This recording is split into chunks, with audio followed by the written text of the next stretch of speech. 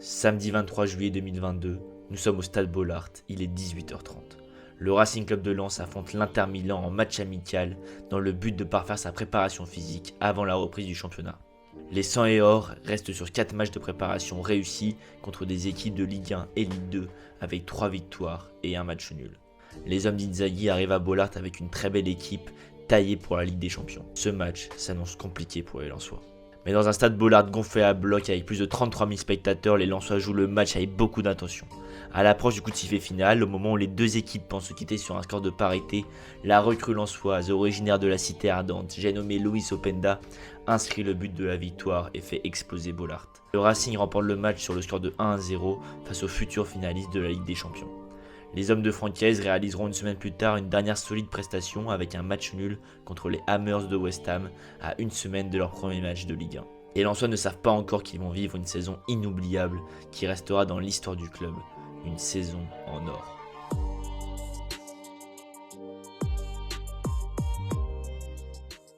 Bonjour à toutes et à tous, très content de vous retrouver pour une nouvelle vidéo sur Passion Sport. Aujourd'hui, on va débriefer la folle saison du RC Lens que j'ai pu suivre de très près en allant à Bollaert 11 fois cette saison. N'oubliez pas de vous abonner, c'est super important pour notre chaîne et c'est gratuit. Commençons notre analyse en revenant sur les 4 meilleurs moments de la saison lensoise selon moi. Le premier temps fort de la saison est la réception de Lorient au stade Bollaert pour le compte de la 5e journée. Dans un Bollaert à guichet fermé, les Lensois confirment leur très bon début de saison en écrasant une séduisante équipe de Lorient sur le score de 5-2, avec un doublé de l'homme en forme Florian Sotoka, un but de Wesley Saïd, de Luis Openda et d'Abdoul Samed. À l'issue de la journée, le Racing pointe à la tête du classement avec l'OM et le PSG. Mais cette très belle soirée a surtout été marquée par la prolongation du capitaine Seko Fofana, accueilli en rockstar après le coup de sifflet final. Il paraphe alors un nouveau contrat allant jusqu'en 2025. Ce soir-là, le Racing Club de Lens du président Joseph Ougourlian frappe un très grand coup sur la table en montrant à la Ligue 1 qu'il est capable de garder ses meilleurs joueurs très convoités durant le mercato. Le Racing Club de Lens devient ce soir-là un club qui sait garder ses stars. Le deuxième moment fort de la saison lensoise est la victoire contre le Paris Saint-Germain quelques jours après la fin de la Coupe du Monde au Qatar. Lens a alors l'occasion de revenir à 4 points du leader parisien en cas de victoire. Les hommes de Francaise commencent en trompe ce match avec un but du piston polonais Frankowski dès la 6e minute. Hugo Ekitike refroidit Bollaert en égalisant dès la 8e, mais Luis Openda joue un mauvais tour à la défense parisienne à la 28e minute en effaçant de manière sublime Marquinhos avant de tromper Donnarumma. Alexis Claude Maurice inscrira le 3e et dernier but du match dès le début de la deuxième mi-temps.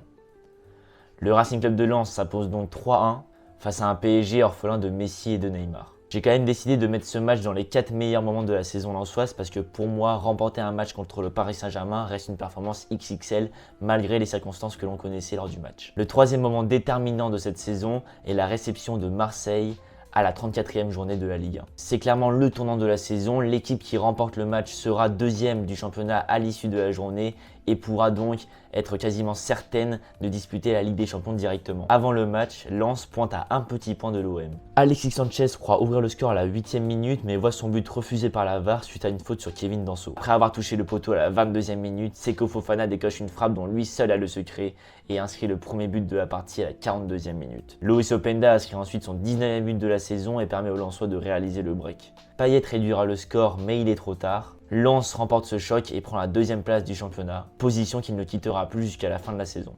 Le 4e et dernier moment fort que j'ai décidé d'évoquer avec vous est la réception de l'AC Ajaccio pour le dernier match à domicile des 100 et or cette saison. En cas de victoire ou de défaite de l'OM, Lens a l'occasion de confirmer sa qualification pour les phases de groupe de la Ligue des Champions.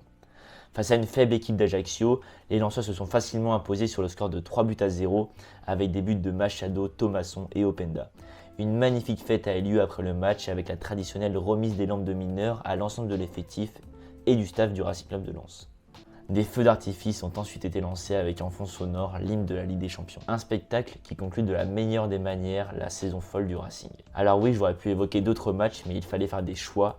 N'hésitez pas à me dire dans les commentaires quel match j'aurais oublié et aussi vos meilleurs souvenirs de cette saison lensoise. On passe maintenant à la deuxième partie de cette vidéo, mon top 5 des meilleurs joueurs de la saison lensoise 2022-2023. Les choix ont été très durs à faire puisque Lens s'appuie sur un collectif très bien huilé où tous les joueurs ont répondu présents cette saison. Il faut savoir par exemple que Lens est l'équipe qui a le plus de joueurs à avoir marqué au moins 5 buts chacun cette saison. Ils sont 7 à avoir atteint ou dépassé cette barre. C'est plus que Paris ou l'OM qui n'en comptent que 4 joueurs chacun. J'ai donc quand même réussi à faire un classement et je place en 5e position Florian Sotoka. L'inusable, l'inépuisable, l'infatigable Florian Sotoka est le deuxième meilleur buteur de la saison lensoise derrière Loïs Openda et à égalité avec Seko Fofana. Il a marqué lors de cette belle saison 7 buts. Ce qui est assez exceptionnel sur ce joueur, c'est qu'il est capable de s'adapter à n'importe quelle situation. Il a joué à des postes totalement différents durant toute la saison. Francaise l'a très souvent mis sur l'aile droite pour épauler Loïs Openda ou encore Wesley Saïd. Mais ça lui est aussi arrivé de jouer carrément en buteur.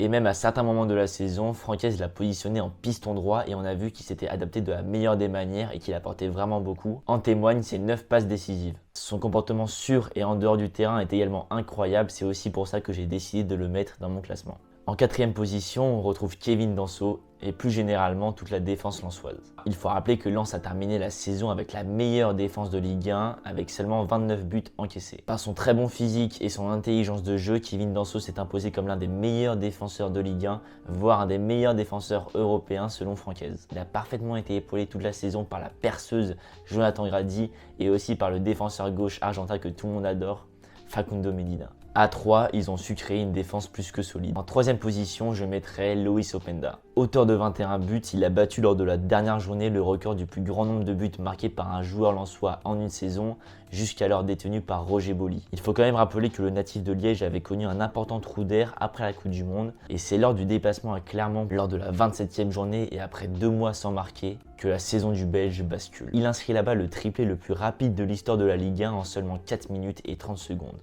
Après ce match fou, il réalisera d'autres performances majeures. J'ai notamment en tête son doublé capital dans la course à l'Europe contre Monaco lors de la 33e journée.